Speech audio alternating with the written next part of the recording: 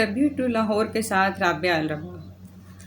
آج ہمارے ساتھ تحریر موجود ہے ڈاکٹر طاہر طیب کی لاہور میں اردو افسانے کی روایت۔ دبستان لاہور کی ایک خصوصیت یہ بھی ہے کہ اس نے روایت سے انحراف نہیں کیا، لیکن اس کی اندھی تقلید بھی نہیں کی، بلکہ پورے تاریخی شعور کے ساتھ روایت کو پرکھتے ہوئے جدت کو فروغ دیا۔ دبستان لاہور کا ایک وصف یہ بھی ہے کہ اس نے دہلی اسکول آف تھاٹ کی طرح داخلیت کا شکار نہیں ہوا، نہ ہی لکھنوی رنگینی کا، بلکہ دبستان لاہور اقلیت اور مقصدیت کو اہمیت دیتا رہا۔ رومانوی تحریک، ترقی پسند تحریک، حلقہ باب ذوق کے اراکین نے شعر و ادب دبستان لاہور کو دہلی اور لکھنؤ کے مکاتیب فکر کے مقابل لا کھڑا کیا۔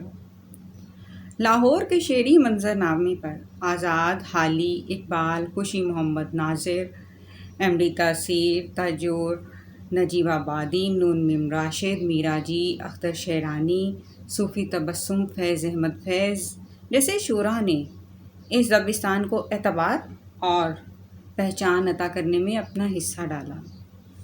نثر کے حوالے سے بات کی جائے تو لاہور کے خطے میں راجندر سنگھ بیدی، غلام عباس، منٹو، احمد ندیم قاسمی، انتظار حسین جیسے شاہکار افسانہ نگاروں نے افسانے کے سرمایہ میں اضافہ کیا۔ شاہد احمد دہلوی اس حوالے سے لکھتے ہیں: لاہور اس زمانے میں ہندوستان کا پیرس کہلاتا تھا، ہر چند کہ دہلی راجدھانی تھی اور پر رونق تھی، مگر لاہور کئی حیثیتوں سے دہلی پر فوقیت رکھتا تھا۔ لاہور دانشوروں کا شہر تھا، ہر علم اور فن کا منتہا لاہور میں موجود تھا، ہر علوم اور فنون کے سرچشمے اسی شہر سے جاری ہو کر پورے ہندوستان کو سیراب کرتے تھے۔ لاہور ادیبوں کا ستان اور ادب کی کان تھا، سینکڑوں نہیں ہزاروں ادیب و شاعر اس شہر میں بستے ہیں۔ لاہور میں اب بھی وہی رونق ہے، لاہور اب بھی ہماری ثقافت کا مرکز ہے۔